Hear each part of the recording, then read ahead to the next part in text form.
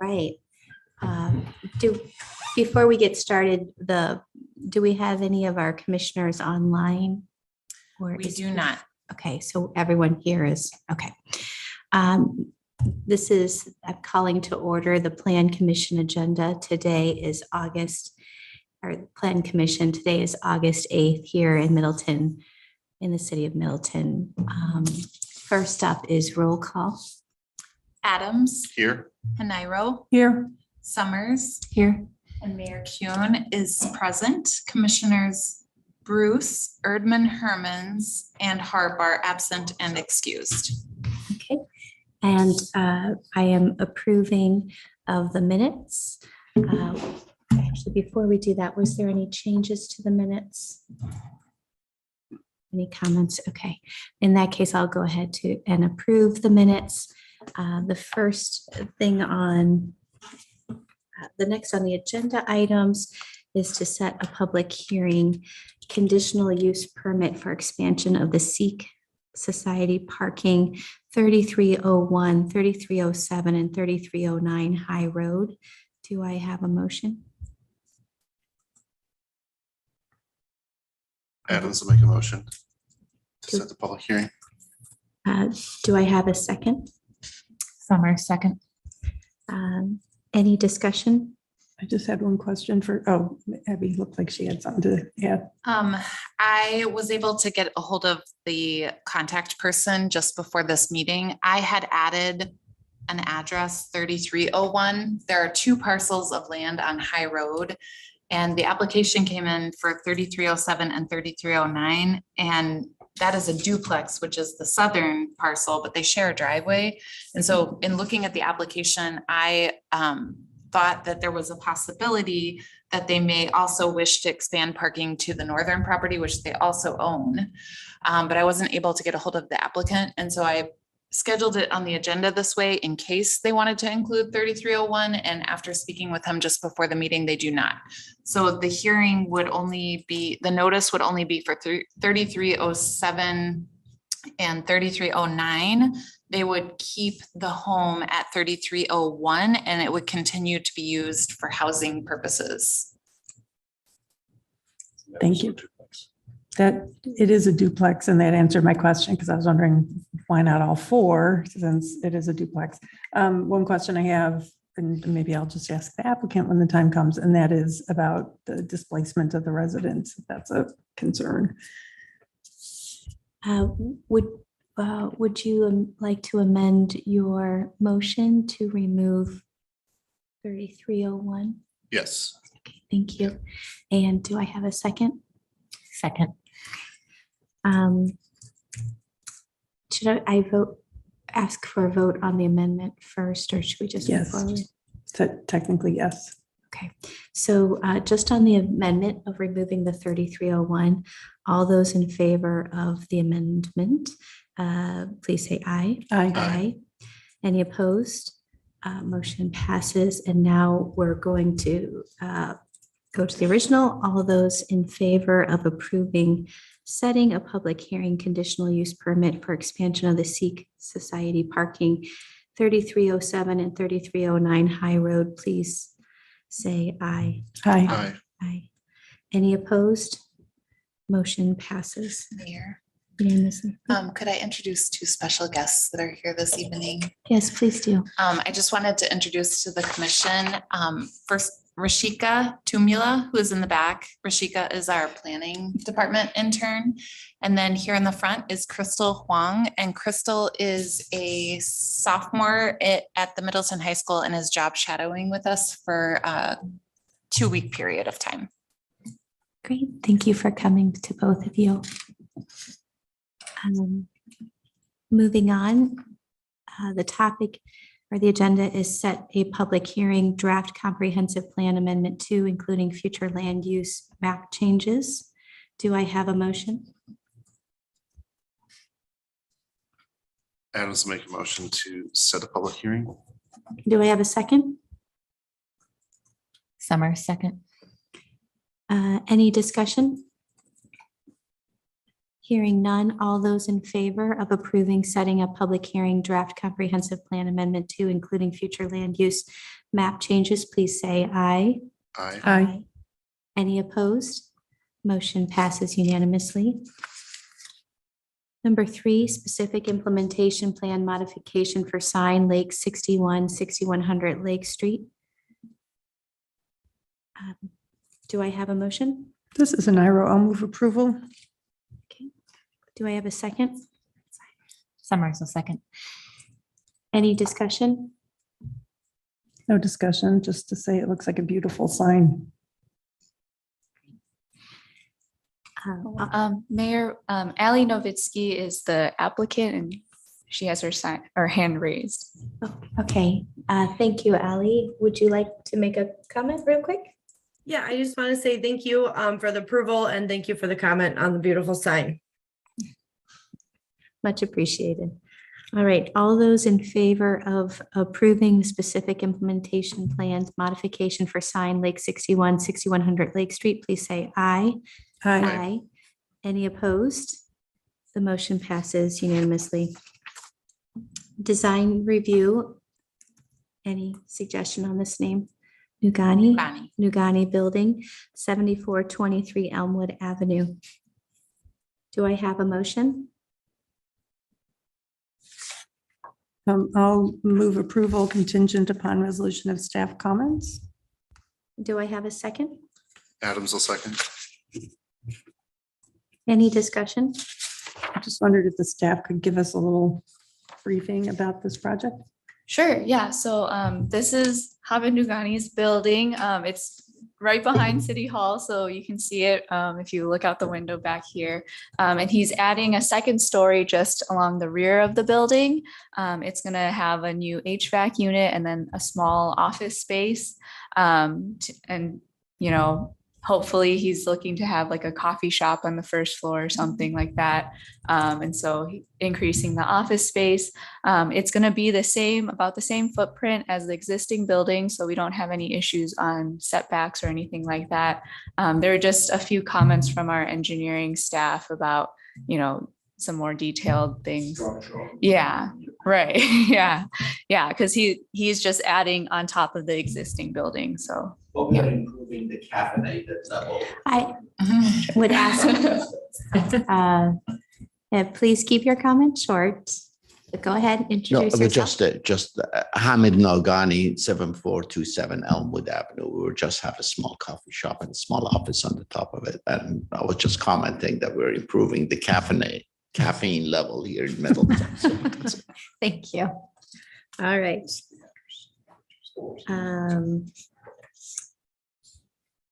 All those in favor of the design review Nogani Building 7423 Elmwood Avenue, please say aye.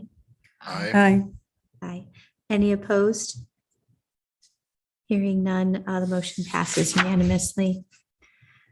Discussion of draft comprehensive plan amendment 2, including future land use map changes and referral to committees.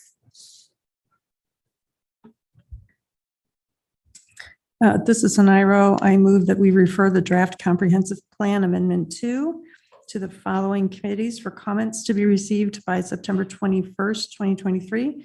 Pedestrian, Bicycle and Transit Committee, Public Works Committee, Sustainability Committee, and Workforce Housing Committee. Do I have a second? Adams will second. And any discussion? Hearing none. I Oh, have I'm sorry.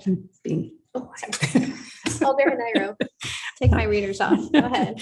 I just had a couple questions. Do we have any tentative dates for the open house or open houses? And will one of those be on Zoom and maybe recorded so that people can watch? We weren't planning on holding any open houses for the comprehensive plan, but we could add that into the schedule if you. Okay, maybe I read the memo about, I think This- that's for the zoning code. okay, We were just planning on holding the one required hearing for the comp plan amendment, Okay. which requires a 30-day notice in the newspaper of record. And we would obviously publish that on the city website and on the legal posting board out front. Okay. We're open to any other ways you want to publicize the amendment.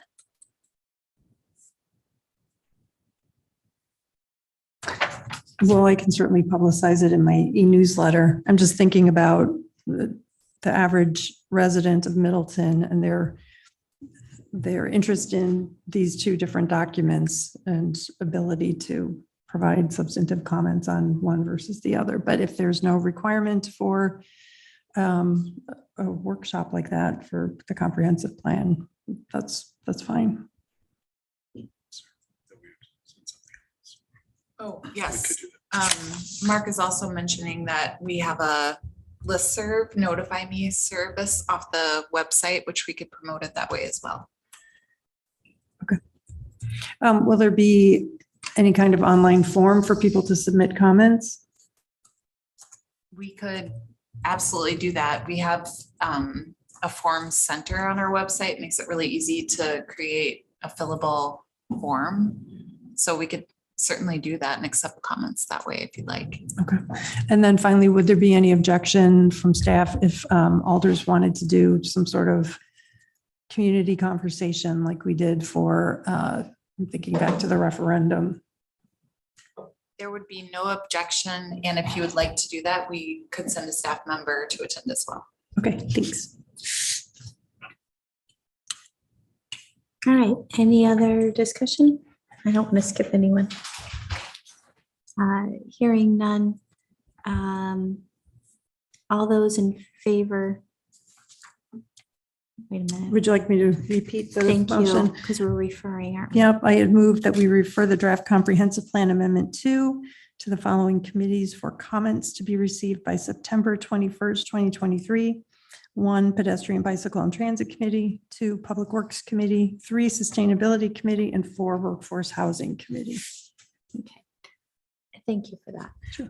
All those in favor of approving that we are referring the comprehensive plan amendment to the following committees: Petty, Bike, Transit, Public Works, Sustainability Committee, and Workforce Housing Committee by September 21st, please say aye.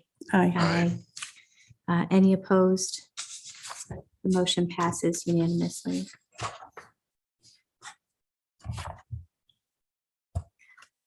Next is the zoning ordinance rewrite project referral to pertinent committees. Do I have a motion? This is an IRO. I move that we refer the draft zoning ordinance to the Middleton Westport Joint Zoning Committee, Parks, Recreation and Forestry Commission, Ped Bike and Transit Committee, Public Works Committee, Sustainability Committee, Water Resources Management Commission, and Workforce Housing Committee. Do I have a second? Adams will second. Okay. Any discussion? Would staff like to comment? Yes, please. So you may have seen previously, if not, I wanted to bring to your attention that we posted the working draft of our zoning ordinance. Was that last week already? No, 2 weeks ago. And have gotten some initial feedback from a couple people, but we felt, given where we're at with the, as far along as we are, there's still some editing we're doing, but we thought it would be appropriate to have those committees that you just listed review the draft zoning ordinance. It's our hope that we could schedule the hearing as early as September 26th. That depends on the ability for the consultant and me to complete the draft in a final enough form to have it be considered final in the next week or so. So there's some question about that still. If we did want to do that, we would have originally scheduled or asked the commission 2 weeks from now to schedule the hearing, but there's a chance the meeting may be canceled, I just learned. So if you're okay with that, we could, if we're at that junction where we could have the hearing on the 26th, we could schedule it administratively and have you reinforce that publicly at the September 12th meeting, which we've done that sort of thing before. So I guess that's where I would, oh, and then also the open houses and Q&A sessions as Alder and Ira noticed for the previous item, we were thinking of taking those steps for the zoning ordinance as well in the month of September. Well, Using the similar outline that we just discussed for the comprehensive plan. I appreciate that robust coverage and thoughtfulness. All right, any discussion on that? I'm just wondering if, and recognizing that this is a very long-term project and it will be wonderful, I'm sure, to cross this task off your list of things to do. But I'm wondering about the timing, just because it's a very long and dense document. And I want to make sure, even though, again, I feel like people would have more to contribute, or more people would contribute to the comprehensive plan than the zoning ordinance. But regardless, September 26th is coming up faster than any of us would like to think. And with people going on vacations and all that, I'm just wondering, is there a reason why we couldn't wait until October and then get us a little further away from the start of school for scheduling those workshops maybe later in October or in September? Well, first of all, we were trying to set a proactive goal and get this project done, as you noted, but we also want to make sure it's done right. We also were mindful of the fact that there'll be budget deliberations in October, especially into November. And so we were trying to be mindful of the council's calendar and schedule with extra meetings. But there's no reason why we can't have the hearing later than September 26th for the reasons you stated, Alder. I could live with whatever the members want. I just thought I would bring that up as a. I mean, what I was planning to do originally was circle back and report back to you in 2 weeks where we're at, to give you that assurance whether we could do the 26th or not. That was my intent. So I appreciate your flexibility, and I appreciate that you ask and you're thinking of our residents. And what I'm thinking is maybe with staff asking for the September 26th and for the reasons that they stated, that perhaps we leave it there, but know that it could roll into October if, say, there is robust discussions out there. If the meeting on the 26th are full room, with lots of passion, we may need to have that second one. If 3 people show up, they may have lots of thoughts. But if there's 3 out of 22,000 people, we might be able to move on then. So we can kind of see how that goes. And if I like your idea with the town halls or the outreach and online, and if we are getting just a few people to each meeting, then we'll kind of have a sense of, okay, people are concerned. What are those major things? But stick mainly to the timeline. But if there is a lot of clamor, then we can look at pushing that back. But I am grateful that you're thinking through that budget season as well for timeline purposes. So maybe a little bit play by ear. But if we can come close to September, that would be great. And we'll just chug on moving forward. Sounds good. All right. So let me make sure. So all those in favor of referring the zoning ordinance to the appropriate committees, including the Middleton Westport Joint Zoning Committee, Parks, Recreation and Forestry Commission, Pedestrian Bike Transit Committee, Public Works Committee, Sustainability Committee, Water Resources Management Commission, and Workforce Housing Committee, please say aye. Aye. Any opposed? Hearing none, the motion passes unanimously. Sign and outdoor lighting ordinances, discussion direction regarding key policy issues. I'm going to ask for a little bit of background Sure. from staff. So there's been 2 meetings over the last couple of months where we walked through the policy decision guide for the zoning ordinance, part 1 and part 2. This now is the sign ordinance that is being revised as part of the contract with Vanderwall. So working with Vanderwell, we developed these 4 items. Yeah, 5. So the first one is the emphasis that our sign code, we are really diligently ensuring that it's not going to have any more content-based sign regulations, which is pursuant to U.S. Supreme Court decision and Reed versus Gilbert in 2015, and some subsequent decisions as well that have provided some clarity to the court cases. So this isn't so much a question for you as much as it's just to let you know these are the categories of signs that are existing and then what they would be replaced with. And then where they would be permitted in the different zoning districts. The work group reviewed these and liked the new names and didn't suggest any changes. So we aren't making any changes to what was proposed. So I just wanted to see if you had any questions about these, and then if not, we can move on to number 2. Alder Hanaru. What's wrong with pylon signs and feather signs? I know feather signs seem to be really popular for things like, I think, well, Way Forward Resources, formerly Middleton Outreach Ministry, they have one for certain things. I'm fairly certain the Sustainability Committee has a feather sign. So I'm just wondering why are those prohibited?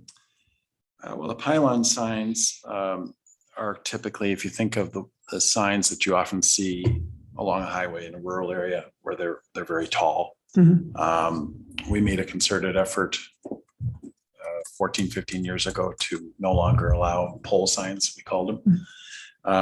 And so that's actually not a change in what we're proposing is our current code actually doesn't allow them either.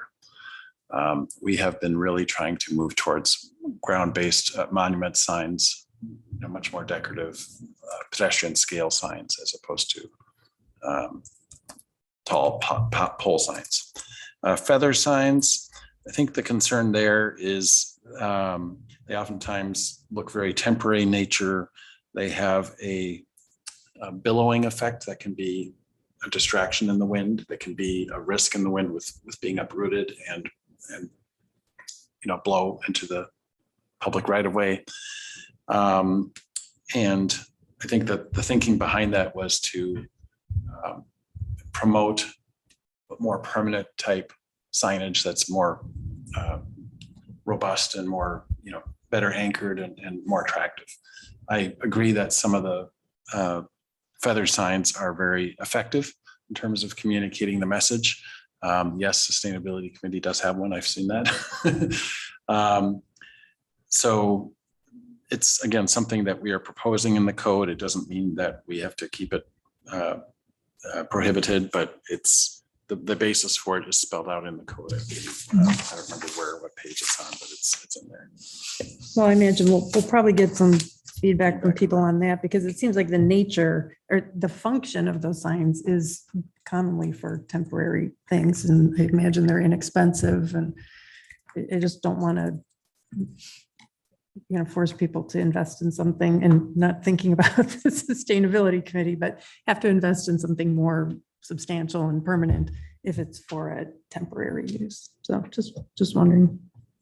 So the guys who wave their arms and the gorillas on top of buildings and the guys spinning guitars to sell pizzas, those are all not allowed to. Yeah, so I mean, the concept of, just like we don't allow certain video, digital displays that flash and create fireworks and scintillating messages, because it's a distraction to drivers. It's I think on the same track. Plus, then there's the durability of the sign issue with the feather sign. Right. And I think our code also, differentiates between permanent and temporary. So maybe, it is possible to allow it as a temporary, basis. But we have seen with some businesses in Middleton where they have the feather sign and it's kind of their permanent sign. And that's where we see a lot of issues. Okay, so And they do tend to proliferate. You tend to see numerous signs like that, and then they get placed wherever. So signs of a feather flock together. May I ask another question? On page 193 of the packet regarding off-premise signs, you mentioned the Supreme Court ruling. And then the comment, staff comment is posed. This presents the issue of how to handle a community event, fundraiser, nonprofit, or other similar type of sign that is often placed throughout a community and not directly at the location in which the event or entity is located. I'm sorry, where are you reading right now? This is page 193 of the packet. Oh, here, down. Oh, okay, sorry. Yep, it's the final text. in the It sounded second. familiar. I just couldn't find what Yeah. it was. So how would a yard sign, like I'm thinking of the prairie, when the prairie chase is going to happen and there are signs put all over, how would yard signs like that, since it's an off-premise sign, how would that be handled? Well, this has actually been one of our challenges with the code. The current ordinance made essentially said that you could place these off premise, but then you're making a determination on what the message is. And that's why we are refraining from including that in our new ordinance. We want to make sure we don't have that problem. So we do complaint-based enforcement. If somebody on their property wants to sponsor host a sign advertising the prairie chase or the other examples you can think of, Good Neighbor Fest, let's use that as an example. We do have a provision in the code that allows somebody to display a non-commercial message. I think it's up to 12 square feet, if I remember right. Is it? Yeah, I don't know. But it's basically you're allowed to display a message like that on your property. So therefore, somebody on a corner could host a sign like that, and that would be not considered an off-premise sign. Obviously, we have had some concerns about off-premise signage in various venues over the last few years. And so we are trying to be very mindful of having a level playing field for all types of signs. Okay, and the idea of complaint-based enforcement, that is something the city is going to be able to actually manage, because I know when we get to the lighting, I have residents in my neighborhood who have sought city assistance through complaint-based enforcement on violations of the lighting ordinance and have not had satisfaction.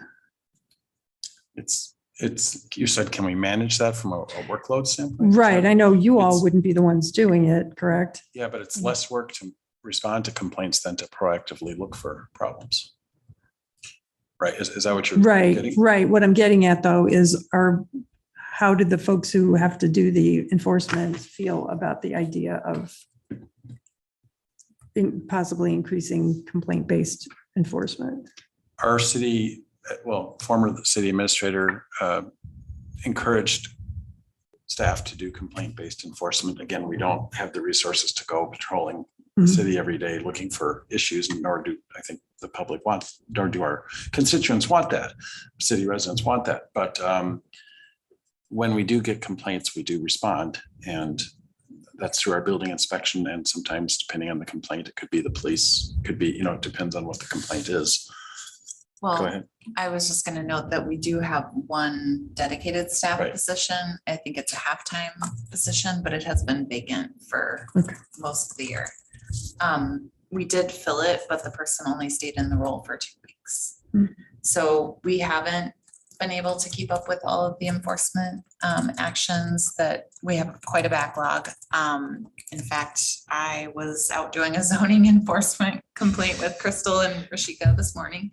So if it is zoning related, we're handling it for the time being, but we do have a backlog at present. Okay, so just to stay on this ordinance, it's good information, background information. And I'm going to try to not veer from signs and outdoor lighting ordinances. Perhaps it's an opportunity for a reminder, not from you as an alder with your email, but like some communication piece in 2024 to like let people know what are the top 3 sign and outdoor lighting ordinances. And the reason I'm thinking is what you said about the Prairie Chase Good Neighbor signs. That's reasonable. I'm also thinking 24 is a political year. So some of our folks might have 5 signs in their yard, probably still okay. It has to be placed in the right place, that kind of thing, and be timely. So not that we have to do it just on signs, but if there's 3 things that your backlog shows overall, maybe that could be shared somehow for pondering. But for your key policy issues, did you get enough feedback from us? Well, any of these are open for, and if there's anything in particular you'd like to comment on. I don't know if the other categories went from 1 to 5. We touched on here's freestanding signs. Yeah, if you feel you've given me the feedback you wish, that's perfectly fine. I would simply say our ordinance efforts with the sign code and any other ordinance we work on, the intent is to reflect the desires and wishes of the community and have promote safety, implement the vision and comprehensive plan. And so if the community is accepting of feather signs, for example, then we will hear that feedback and we can make adjustments to the ordinance. And if it is a concern, then that means we need to prioritize enforcement. But maybe if it's not a concern, then we don't have to have it in the ordinance, and then we have less to enforce. So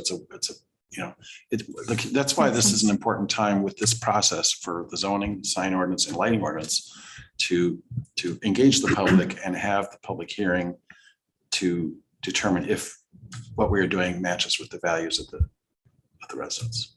So I appreciate that.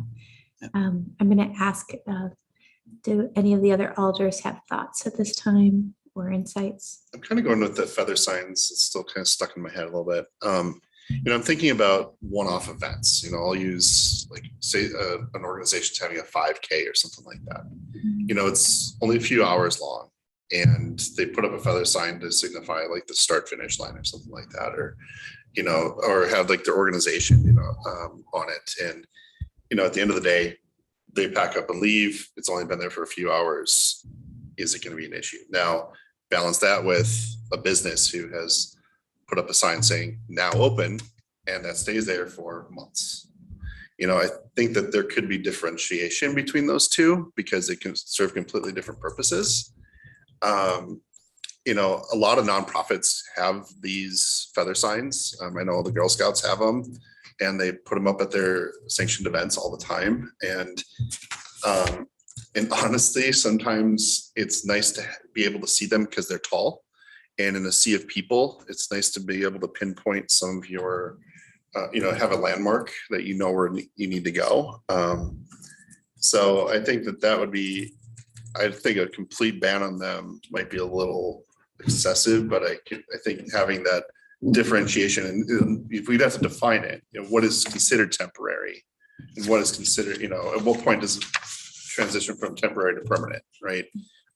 So that's just something that I would take into consideration. the advantage of having a sign up for a day, for example, for a special event is what the weather's like, if it's safe to, it's not going to stay up overnight when a storm comes through. So, regulating by duration is perfectly legally defensible. But to say, well, you can have a now open sign for 30 days, but you can't have, to go by the content of the message is the problem. Yeah. So, but duration is for safety reasons, it's perfectly defensible. Good feedback. Yes, thank you. My only comment was just to echo what you said, Mayor, with notifying residents, because I know on my block alone, there will be differences in opinions and what should be out there and what isn't. So to save staff some time, I think a notification would be great. Thank you so much. All right. Do you need any? No, it's fine. Just like in the past, this is fine. This is good. Thank you. Thank you. Next agenda item is the 2024 operating and capital. I'm sorry, I think we still need to do the lighting. Yeah, the Oh, my lighting. apologies. These Yes. are combined. The non-conforming exterior lighting. And special, this is the one that had 4 categories that I Oh. flagged, but I also gave you the full ordinance because this one had a lot less drafting left to do. This one's pretty, this one's, I would say, beyond a working draft at this point, but we still, it's still a working draft, but it's not, doesn't have as much editing left to do. All right. Do we have any comments on the exterior lighting, the outdoor lighting code?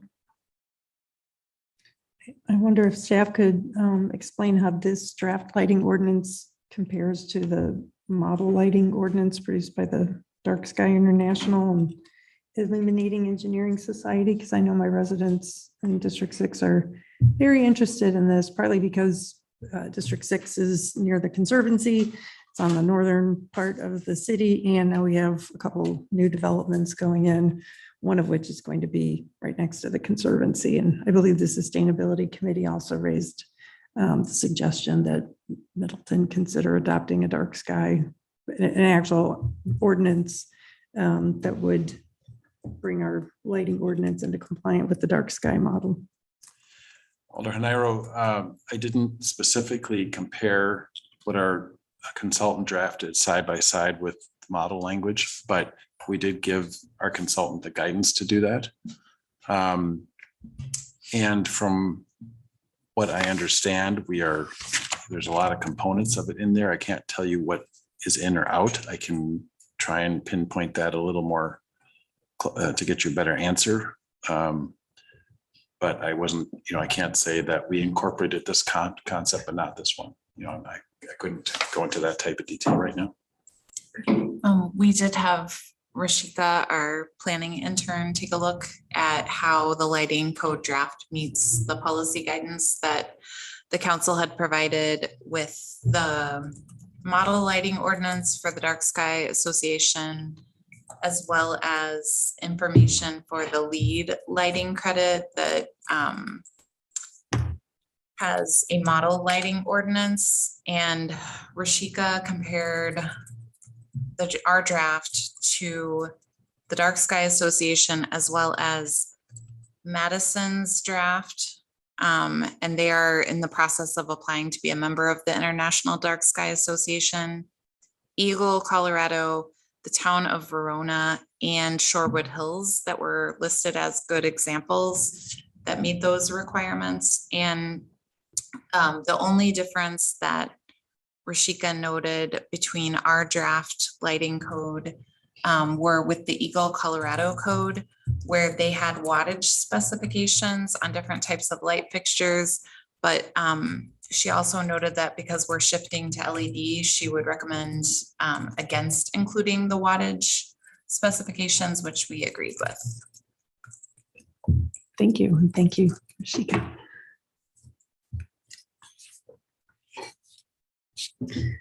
Staff, do you want discussion about the idea of bringing non-conforming lighting into conformance with the code That would be great. when there are changes? Is that what's showing on the? I'm bringing it up. Excuse me, I had a question about lighting. Yep. All over town, I'm you not go Friday acknowledging you. night, the I'm not shining out acknowledging in the you. street. It's legal to flood out the street. Why don't they have Continue it talking. down? And why is Middleton like Las Vegas, lights the ceiling, the windows, the doors? It's like daylight, and you can't get sleep at night. Sir, You wake I have up and you not- don't know what time it is. Sir, I've not called on you. Excuse me? I have not called on you. This is not a public hearing at this time. Oh, sorry. It's okay. I got I late. I went, am glad that you're passionate about lighting, but you'll have to wait for another time. okay, thank you, sorry. It's okay. Staff, I think Alder Haniro asked you to pull something up. Non-conforming exterior lighting, minor additions. Did you have a comment, Alder Haniro? Well, I just, it seems like the staff in their memo, they're asking for guidance on, it says, does the planning commission support the language as drafted? So section 1C, A and B. Correct. Yeah. I lean towards bringing non-conforming lighting into conformance with the code when there are changes, period. because that's why we're developing, that's why we set the code to have this, a certain standard for all lighting. And it seems that, we're not going to go back and make people conform if they aren't doing anything different with their property or their lights. But as soon as a change is made, seems like we should try to bring those lights into compliance. But I'm open to other ideas. I think about what would I do in my own neighborhood or, with my own property. I would expect to have to improve whatever I had that was in conformance with the old code to bring it into compliance with the new one.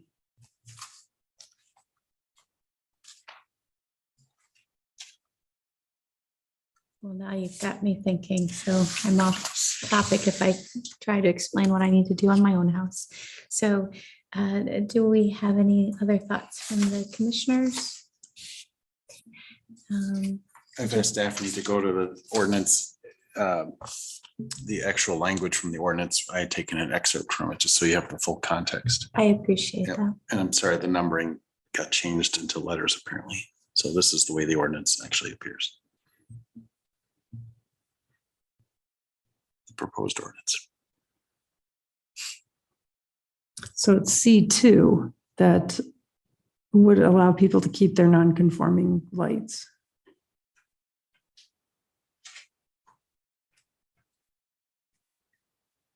If they met the requirements at the time it was installed. And as you note in your memo, that may be a concern to the staff because it would be up to you to document. Or at least Well- it would be up to you to confirm information provided by the applicant that they were in compliance. Our consultant flagged this as a potential concern. I think it's better to go this approach, but I think it was correct for the consultant to flag it as could create a challenge when to try and determine what was legal conforming at the time it was installed. But we have that issue with various zoning regulations and signs and all that too. We deal with that sort of thing. Could you add something that would say something to the effect, and yet we recommend that you consider these updated dark sky initiatives, not using that language, but basically it might be legal or it was legal. However, we would the city would still encourage you to,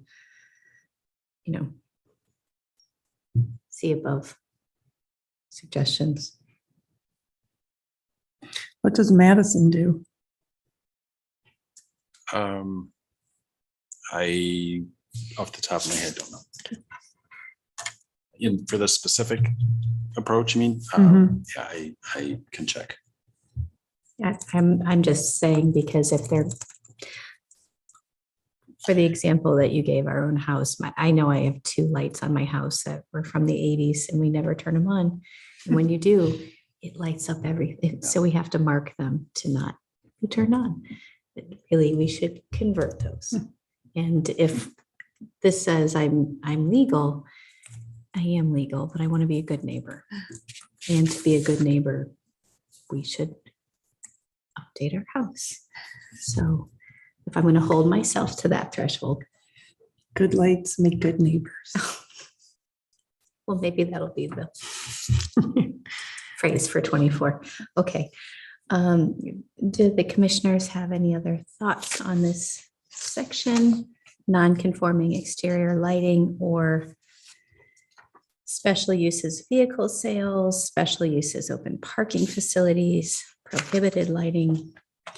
I wondered about the, at the bottom of page 194, the packet under the vehicle sales, like Geneva's dark sky ordinance states that outdoor display lighting shall be extinguished within 30 minutes after closing of businesses. We don't have that? No, not currently. This is something that we just discovered recently, that they've applied that standard in their code. I just learned that from our consultant, so that's why I thought I'd flag it for you. I could support that, or 60 minutes if there's a need to, like in the case of, well, no, we're talking specifically about vehicle sales. I was going to say restaurants or something where people might take more time to get out, but I could support adding that.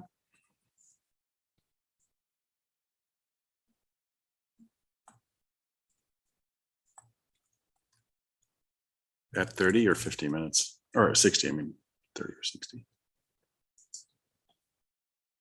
I really have no way of judging between the two.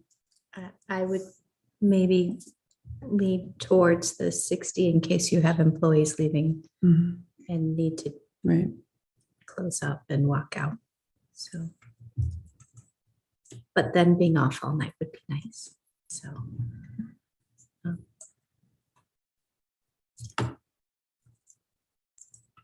Okay, thank you. I had some questions about the prohibited lighting in section 4.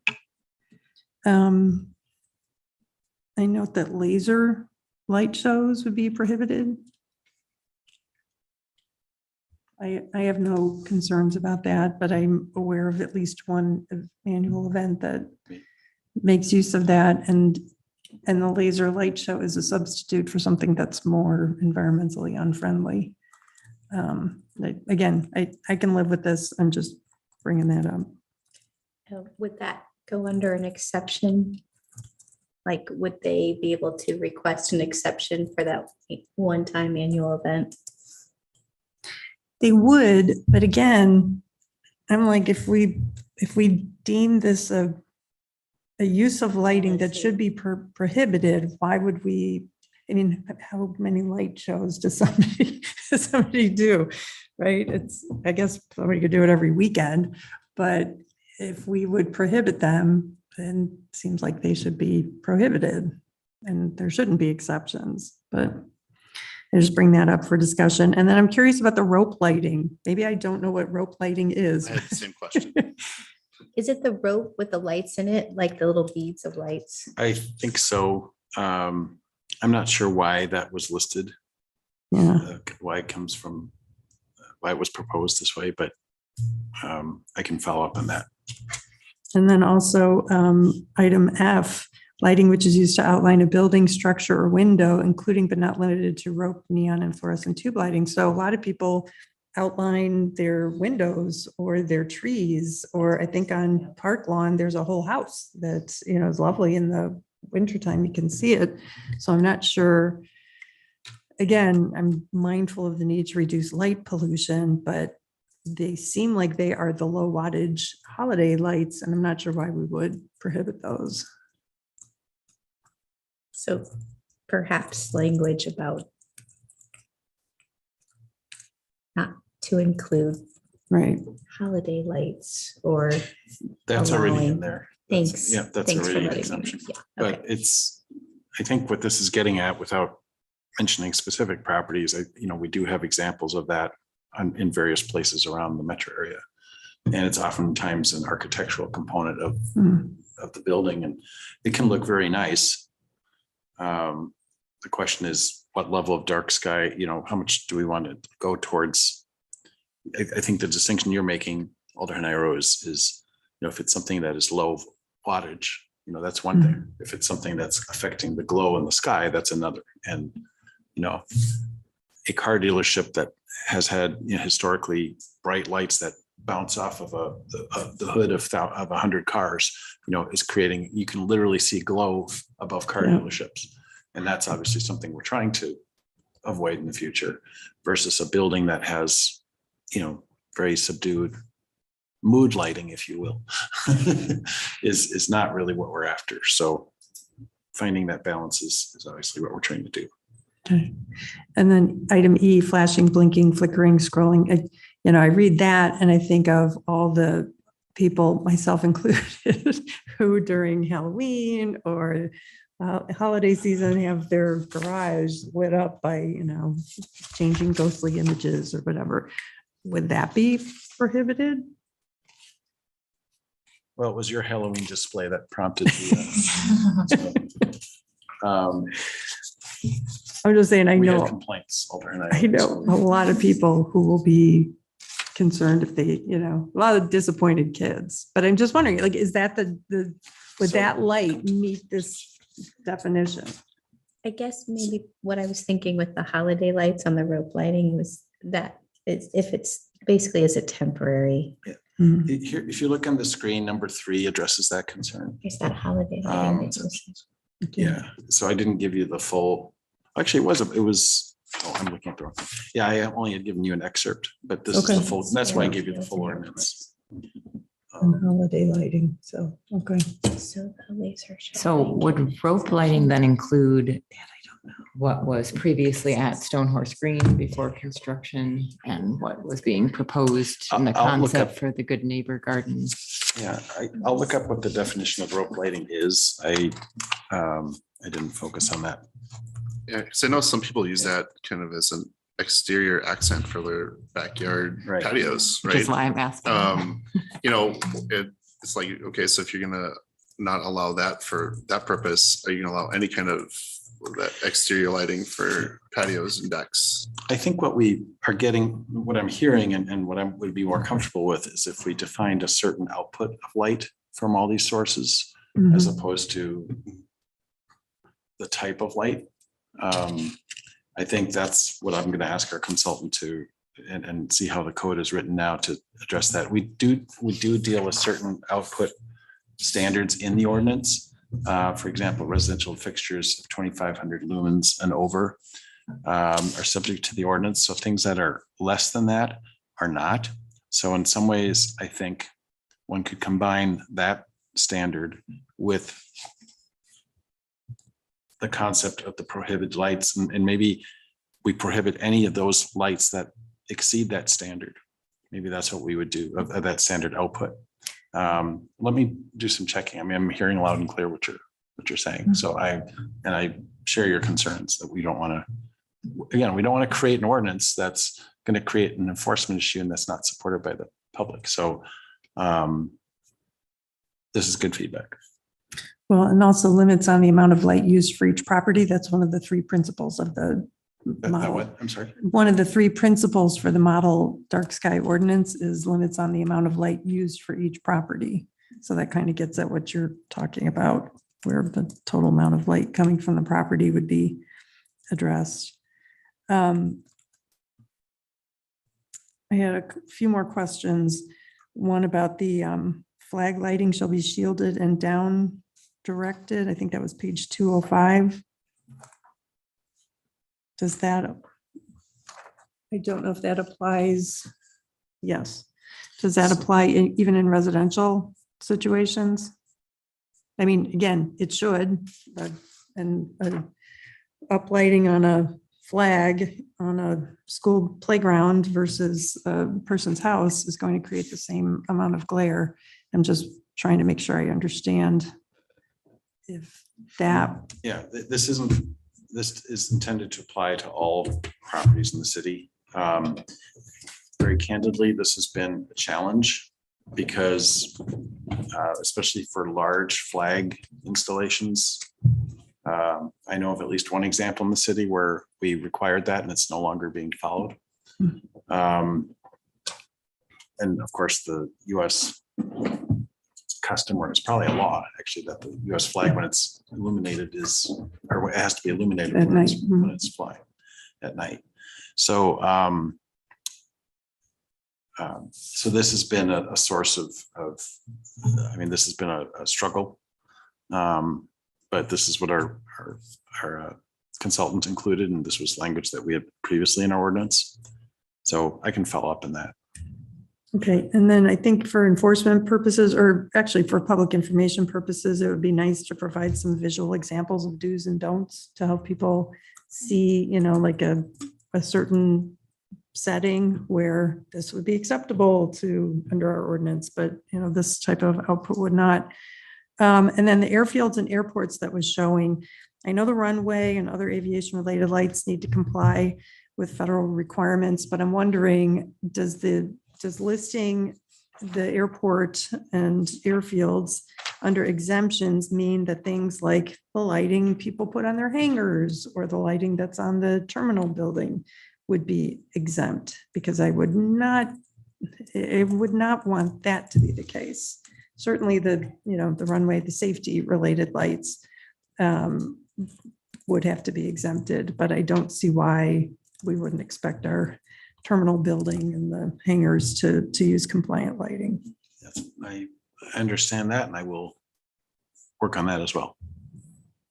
I'm just Clarify. noticing too that holiday lighting is exempt, so you can tell the person that complained about Lisa's.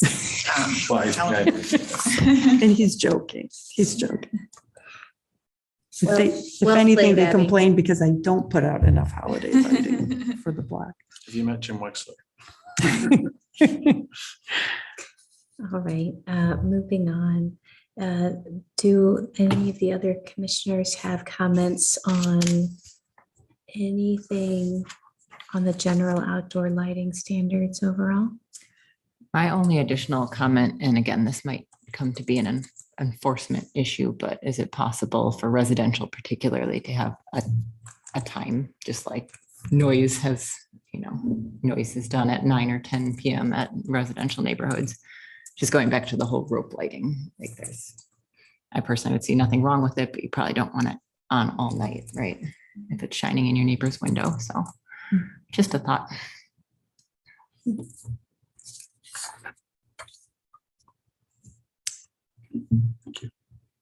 Okay, any other discussion or insights?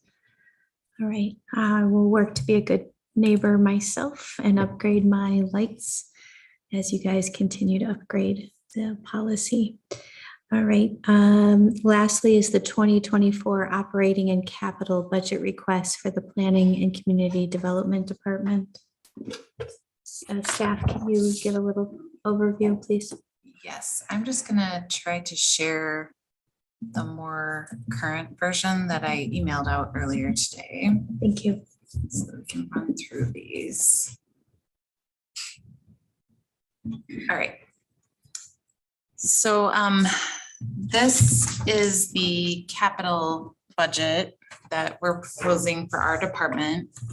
I do have one addition to make to the narratives that I sent out along with these, which are the Alder districts, that some of these projects are really more citywide focused, but there are 5 of them that are within a particular Alder district. And for those, I'll be indicating that on the narrative form. Thank you. We have proposed the prioritization that is shown on your screen for the 11 capital budget items that we're requesting. The first one is the electric vehicle infrastructure build out. This is a capital funding request for $150,000. This is one of the top priorities in the strategic plan by the Common Council.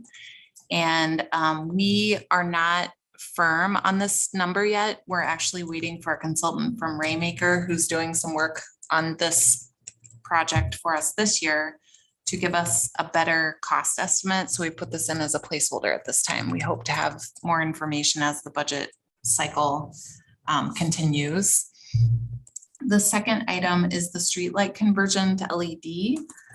This is also a sustainability focus area. We're recommending $150,000. We do have some funding to convert streetlights to LED, both from grant sources as well as capital budget allocated by the Common Council. But the $150,000 that is shown in 2024 would finish the rest of the streetlight conversion project. The third item is kind of a new item. I'm not sure that I've seen this done with any other departments. So I just want to flag that it is a sustainability matching fund program. And the reason that we're recommending this is because there are a substantial number of grants that we believe we will be eligible to apply for in 2024. Our sustainability coordinator has been very good at seeking grant funding, but they often require some kind of match. And so what we've had to do, like over the last year, as she's been finding opportunities and successfully securing grants, is that we're kind of trying to put together budget funds outside of the traditional budget cycle. And so what we're proposing here is to set aside 75,000 in the capital budget to allow us to have some flexibility, while we would also note that the council would still have to approve that funding once we brought an actual project forward. The fourth item is maybe the most complicated one on the list, and I will be the first to admit that it may be impossible to get this done in 2024. But what we would really like to do is begin implementing the public infrastructure components of the University Avenue corridor plan. This line item that we've been working towards would only be the first phase. But you know, the city has now adopted a plan. We did a lot of public engagement as part of that, and we got a lot of feedback, and we prioritized projects. So what we would like to see as the first phase implementation would be some pedestrian crossing improvements at both signalized and non-signalized intersections. Specifically the ones that were either a medium or a high priority in the plan. And then we would also like to add some street trees along the terraces and in the medians where possible, where there are not utility conflicts. And then the most complicated part of this project is that we would like to underground the utilities from Park Street east to Allen Boulevard. So the reason that that part is complicated is that we're working with a few different utilities, and we are kind of at their behest in terms of like when we can get the cost estimate information. So we have been working on it for several months. We do have most of the information that we need from MG&E, and we have some of the information that we need from AT&T, but we are continuing to try to get the budget information that we need to get the poles undergrounded. We're proposing this as a TIF District 5 funded project. TIF 5 only covers a portion of the University Avenue corridor, but when we approved the new TIF 5 project plan, that project plan stated that TIF 5 funding can be used to underground utilities along the entirety of the corridor. So this is all the information we have at this time. We do have our TIF engineering consultants at Strand and our TIF planning consultants at Vanderwall trying to help us get the information that we need in a timely fashion, but it's possible that this could end up having to be a 2025 project. The next item, priority number 5, is the subdivision ordinance rewrite, and we are proposing that this would be a project we would hire a consultant to do using a capital budget funding source. And in an earlier version, we had done an estimate of 25,000, and we've since gotten more firmed up cost estimate. It's much higher than we had anticipated. The cost is estimated to be $60,000. If we are able to hire a consultant to do the subdivision ordinance rewrite, we believe that our staff could do the bike ped update in-house. We don't think that we would be as successful doing the subdivision ordinance in-house because there's a lot of legal aspects to it and it's very technical. The planning consulting firm that we've reached out to for a cost estimate said that they would need to also bring on an engineering firm to be able to complete that. The good thing about if we were able to get the subdivision ordinance done in 2024, as far as ordinances go that our department handles administration of, we would, by the end of 2024, we would have everything done within a 2-year period, which is really important for implementation of the comprehensive plan.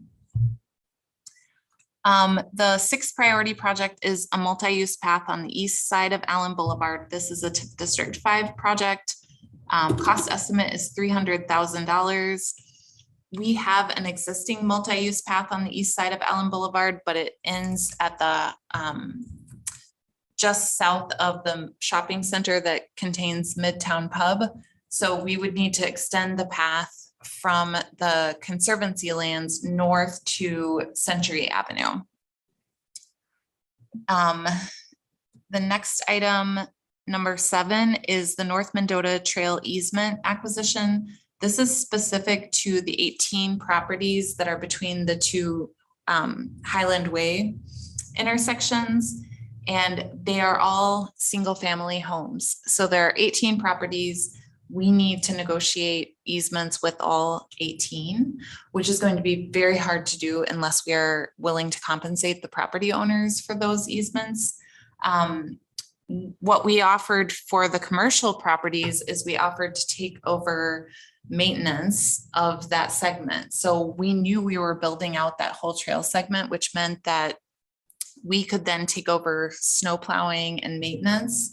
And those businesses that were adjacent to the new trail wouldn't have to plow snow or maintain their sidewalks any longer. With this, because we don't know the timing of when we would be able to secure easements and when we would finally be able to construct this path, we really can't offer that as an incentive to the single family property owners. So what we're proposing here is to provide compensation that would be based on the assessed land value for those properties, so that it would be consistent depending on the amount of square footage that we need from each property. We're putting this in as a placeholder for 100,000 in capital funding, but we do have another alternative idea that we would like to discuss with the Common Council in closed session at their next meeting. One benefit to moving ahead with this project is that we already have the easement language completed. Correct me if I'm wrong, Mark. So we have all of the documentation that we need, and we are basically just needing to get consent from the property owner to move forward with the project. And and have that reinforced by the council, I guess, through this budgeting process. The 8th item on the list is a citywide survey of all historic properties. So this would include the existing historic landmarks, any new buildings that may be considered for historic landmarks, as well as effigy mounds in the community. This came up at a recent Common Council meeting where we had an alderperson who requested a map of all of the effigy mounds in the community. And Daphne has an opportunity to secure a $50,000 grant. So the entirety of the 50,000 would be funded through a grant. We would have to front the cost, but they would be reimbursed to us by the Historical Society, correct? That's awesome. Item number 9 is Lisa Lane streetscaping. This cost estimate is for $450,000 in TIF District 5 funding. Some of this would be reimbursed by adjacent property owners, but we have not yet put together the costs for the sidewalk installation portion of the project and how much we would expect the adjacent property owners to cover. We still have to come up with the money in advance. And then some of this would all be city funding. It would be adding street lighting along the north side of Lisa Lane, which doesn't exist currently adjacent to the Aviary Middleton Market project. And then we would also want to add some street trees in this area. The next item is the Cayuga Connector. This is a TIF District 3 project. The cost estimate in total is $445,000.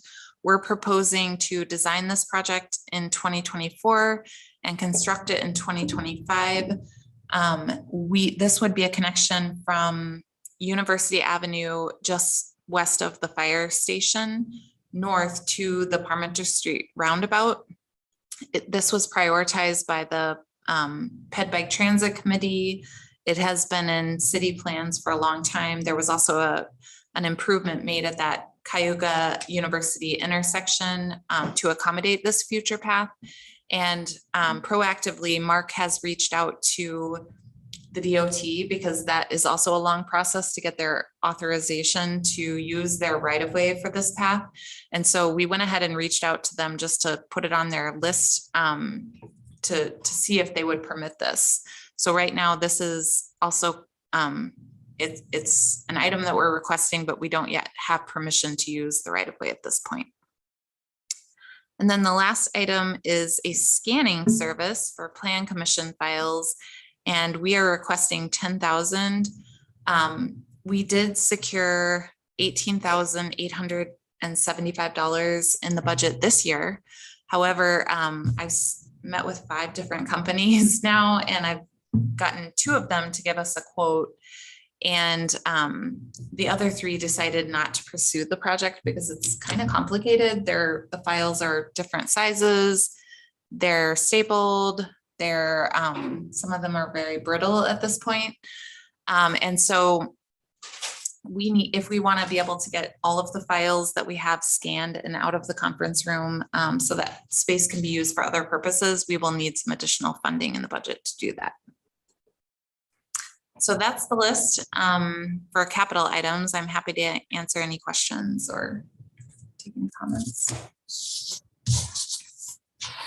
So just a couple questions. With the path that you're planning on the east side of Allen Boulevard, will there, and I know that a couple years down the road, Allen or Century is probably going to get redone, but I know the county is part of that, but is there any plan to address the fact that crossing Century Avenue from the east side of Allen to the bike path on the north side of Century is next to impossible? Yes, in fact, there is, we are working with Dane County on that. And I believe that it's in the Public Works Committee budget to do the study in, I think, 2024 and make improvements in 2025. I think for the intersection, yes, what you're also asking, Commissioner Adams, is crossings potentially east of there, right? Yeah, a little bit of that Yeah. too.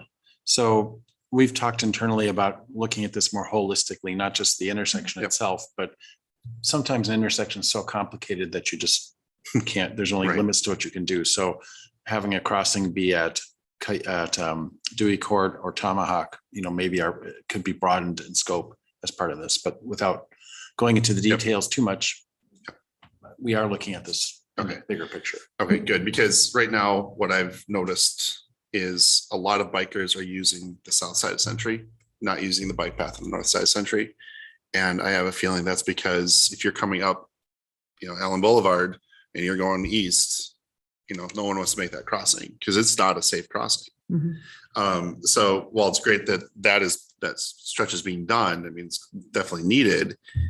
It kind of feels like it's incomplete if there isn't a way to connect it to then the commuter path on the Right. on north side of Century. We've mentioned it in our comprehensive plan too, that there's a barrier. Yep. Century is a barrier. Yeah. And then the other part of the Mendota Trail between the Highlands, I would strongly encourage, if possible, to try to take over the maintenance, especially in the winter, of that stretch. And I think about that stretch of sidewalk before right now, people who live in, say, houses 9 and 10 right in the middle of that block, it's a challenge for them sometimes to get out to Century Avenue to be able to clear that out. You're walking, unless you have direct access from your backyard to Century, which most of them do. I know a lot of the people who live on that street walk all the way around the block, and if they're the first ones that get out and clear their snow in the morning, they're trudging through, other people's uncleared sidewalk. And now you're taking a 3-foot sidewalk and you're going to make it 10 feet wide. Right. I think in some of those places. And, I know a lot of the people who live there, might be physically able to do it, but, I just think about maybe if there's people who live along that road who maybe have physical limitations, maybe that's a barrier to them. 3 feet compared to 10 feet, that's a substantial difference, especially with, as the plows come down the street on Century, right? They're plowing that right onto that bike path. Right. And that's really heavy stuff to deal with Right. coming down Century. So, Well, and just one thing to clarify, because I think I might have misled you. If the path is once the path is constructed and it's 10 feet wide, we would plow oh, that. okay. I misinterpreted that. Yes. Okay, that's good. Okay. Thank you for clarifying. Yeah. That's good to hear. I was confused too, though, because you said something about the timing being such that you would not be able to make that commitment. And I wasn't sure if you just meant for like this winter or. Right, yeah, no, I meant, I mean, that was a real incentive to the adjacent businesses because they didn't want to have that under contract to have to clear the sidewalk anymore. And so we proposed that we would get the easement in exchange that we would immediately begin clearing it. Okay. But given this circumstance where we're working with 18 different parties, we might get an easement from one and it could be 5 years until we get the easement from the last one that we need. So we aren't constructing that path for 5 years and we can't clear the small sidewalks. We would actually have to like go and hand shovel it. We don't, the city just doesn't have the equipment to do that. So. Okay, that makes sense. Yeah, and I think it'd be much more, that makes me feel a little bit better.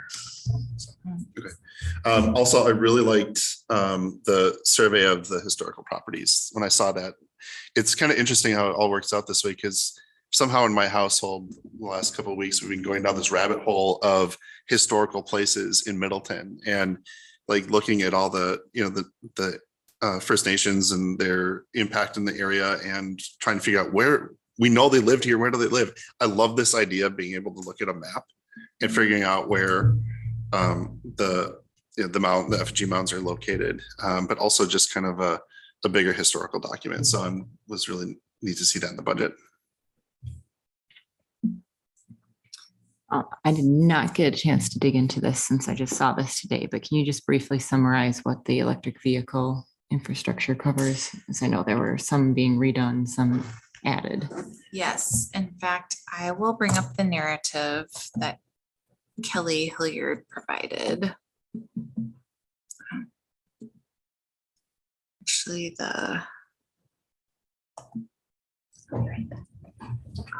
I'll bring up the PDF, but I'm noticing that it cut off some of the narrative. So this would include build out of an additional charging, some additional charging infrastructure at the Municipal Operations Center, the Police Department, and the Terrace Avenue parking lot right behind the library here, as well as EMS. So the cost would include the infrastructure, building electrical upgrades, and utility upgrades to support multiple charging stations at each site. Okay. We should pause for a moment. She let me know she was. But we don't have a quorum. Oh, okay.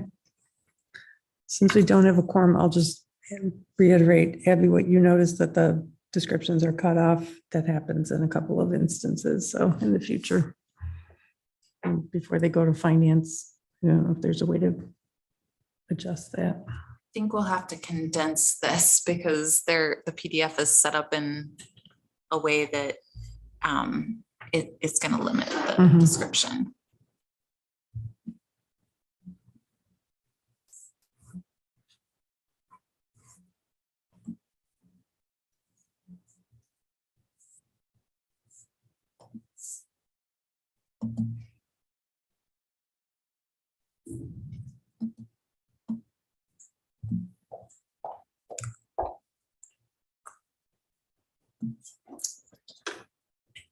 We lost our quorum.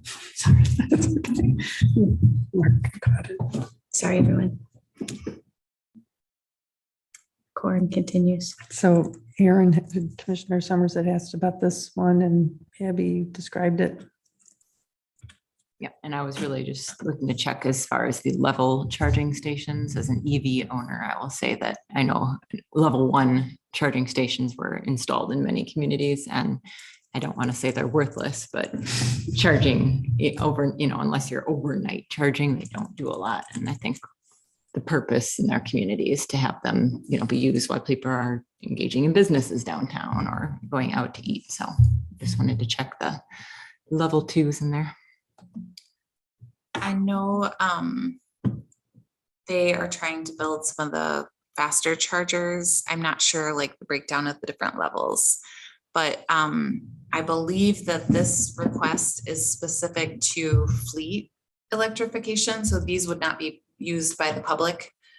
They would be for city vehicles, and this has kind of been a big barrier for the city to be able to begin converting our fleet because we haven't had the infrastructure in place. And we did get our first EV, was that last week?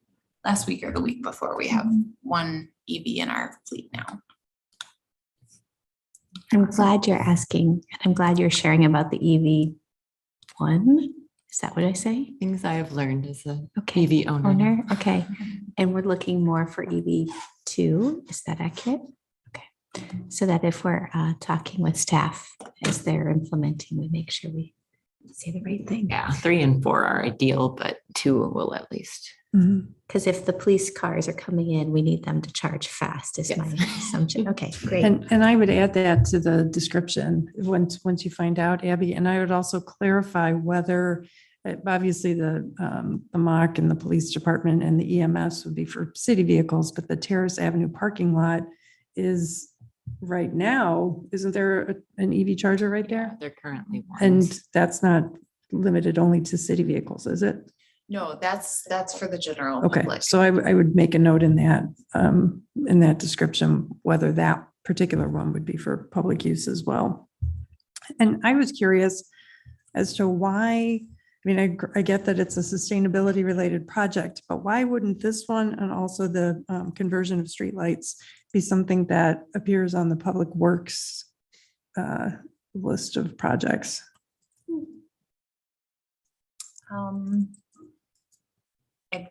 It could go under Public Works. I think that would be up to the Public Works Committee to decide.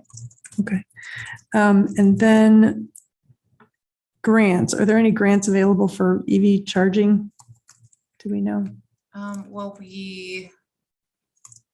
I thought we had one already secured.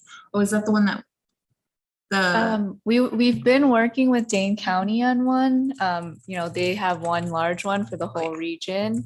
And so we worked with them on that. We haven't found out if we've secured the funding yet for that, but they also anticipate a lot more funding coming down through the federal, IRA and all those things coming soon. So they do anticipate more grant funding being available for that in the future.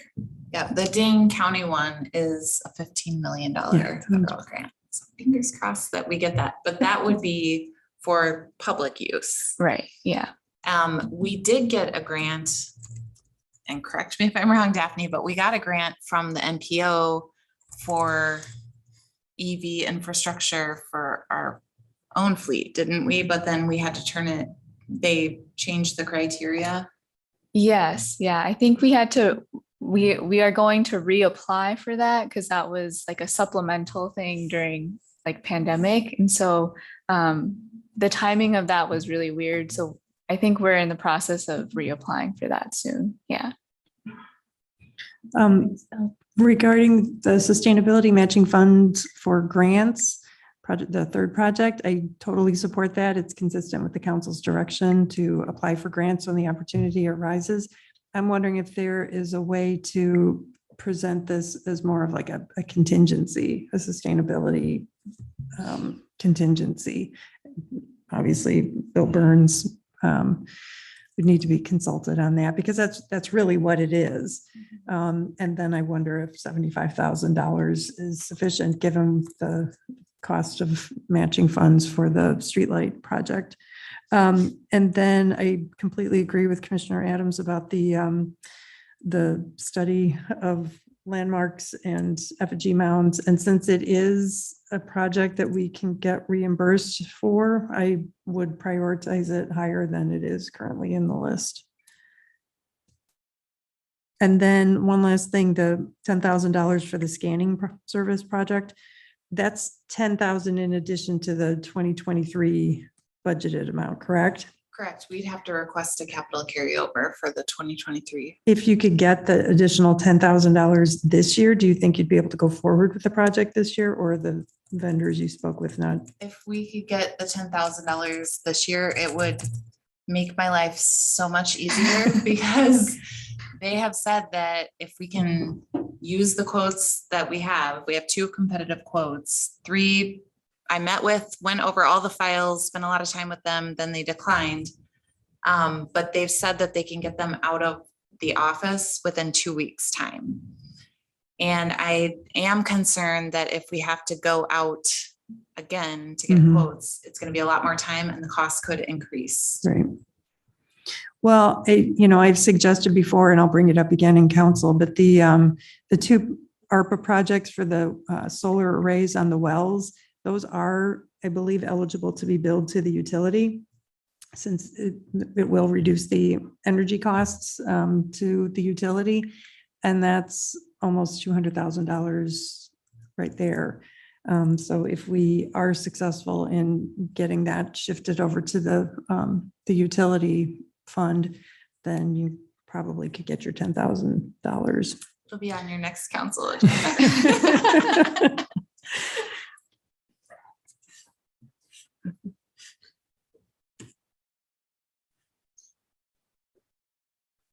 And may I ask, are we going to go back to the earlier part of what you circulated? I have to find my packet, the narrative, not the capital project narratives, but the Yes. general one. Let me pull that I up. can find it. Actually, do you have that Yeah. handy in the packet? Thank you.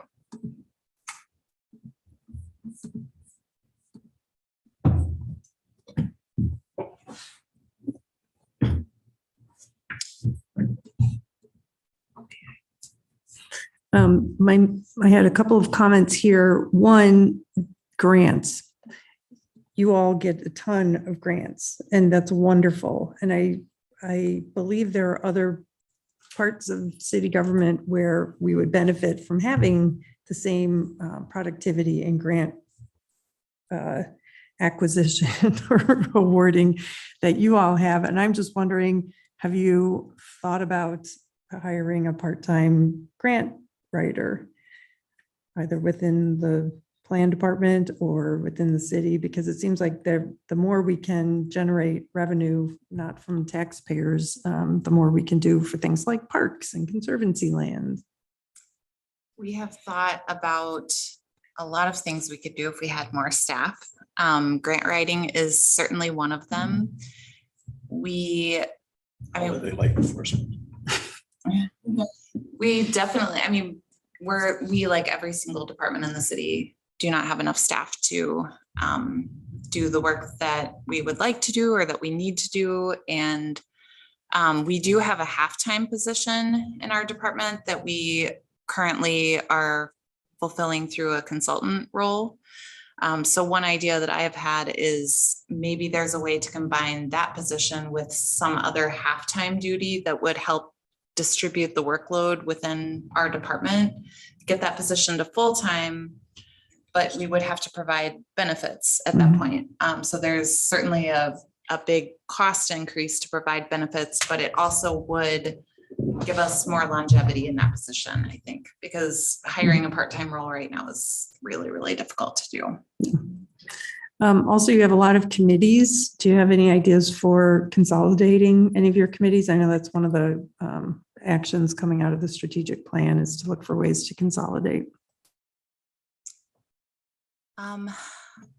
It's possible that there could be some overlap between community development and arts committee. They have certainly partnered on projects in the past, although the CDA is mostly focused on the downtown, whereas the Public Arts Committee looks at the entire city.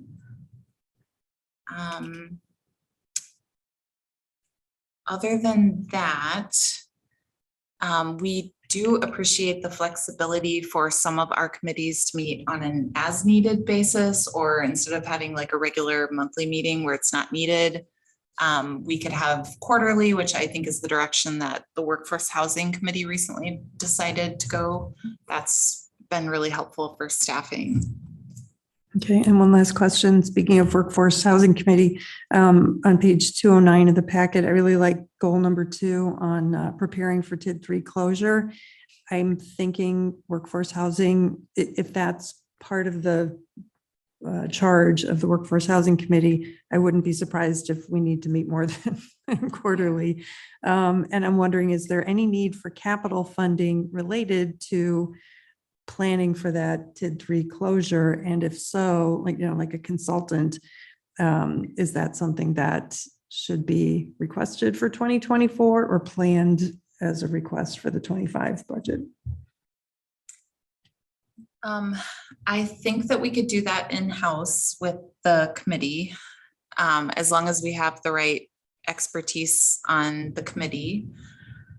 I also think that if we were going to have any funding, we would probably want to fund that through the TIF district itself. We do have TIF planning consultants and engineering consultants that are under contract on an as-needed basis. So it's possible that they may have expertise within their firms, and we could have that go under the general consulting budget that we already have with those firms. Thanks.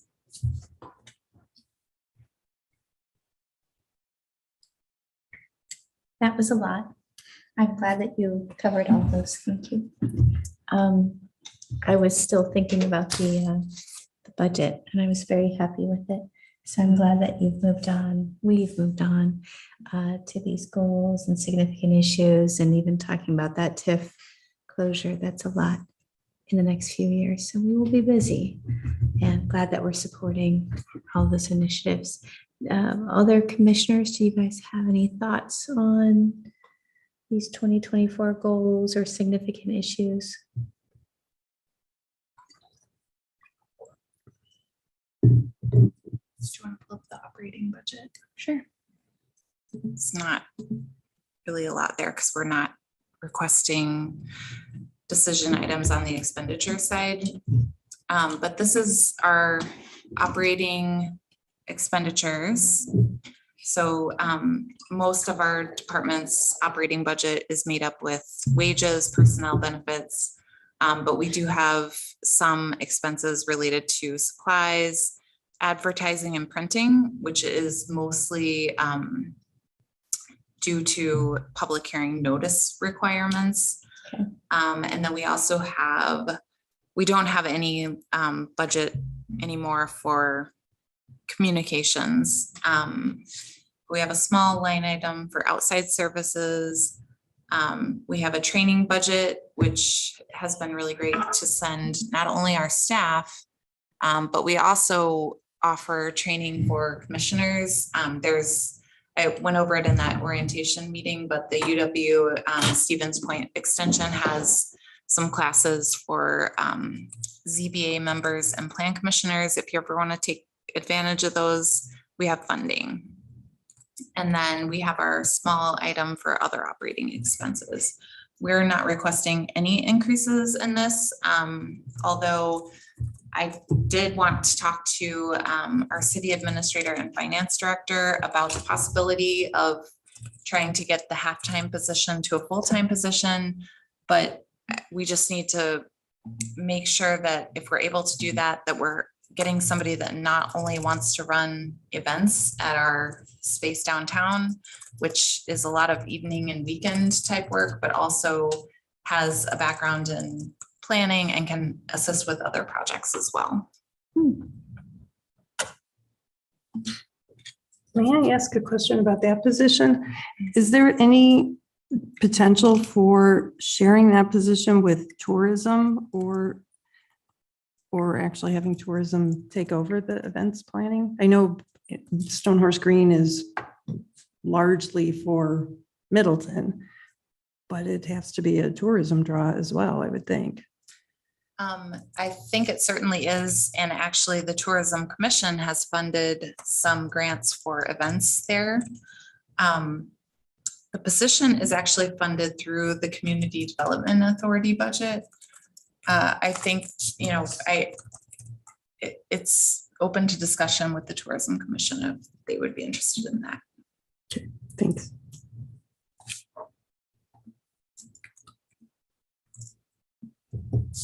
Are you suggesting that so that would free up some hours for plan commission staff or Well, plan staff? that would, if the tourism budget could take it, that would take a half-time position off of your books and then you'd get a full-time position that is not dedicated to any event planning. It's just a thought. I know every department needs more staff I know I love events. desperately. You might be wanting to keep it, but might help. So.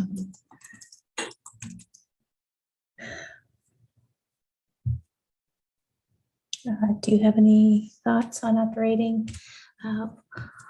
Commissioner Summers, okay, great, me neither. It looks good. I just want to make sure you're getting all the training needs that you need, especially with inflation going up. But if you feel good about it, and I love hearing that our commissioners can take that training at Stephen's point, that's a good thing to know. So I know that there's a lot of busy calendars, so that may not be this year, but maybe over time we can take some. Do you have any other thoughts, Alder? No. Okay. Do you need any other feedback? I don't think so. Do Thank you you. need a motion to approve said budget requests? You could endorse it with the comments, and Mark has been taking really good Wow. minutes during the meeting, so we'll make sure to indicate all of the comments that the Okay. commission made. Do I have a motion? Adams will move to. All the things they just said. All the things you just said, yeah, to endorse the operating budget Thank you for that. with With the the- additional notes that we have given. Just the operating budget? And capital. And capital budget, yes, sorry. I gotta remember it. Yeah. Okay, hold on. So you're endorsing the 2024 operating capital budget requests with the With the feedback, changes we've yes. discussed. Yes. Okay, do I have a second? Summers will second. Thank you. Any discussion?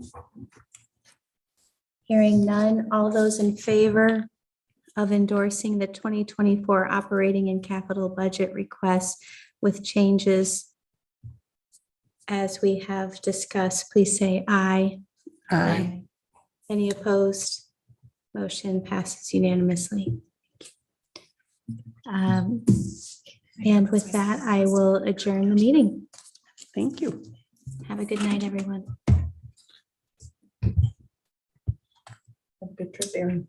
Yes, thank you. At least, so you know, I used to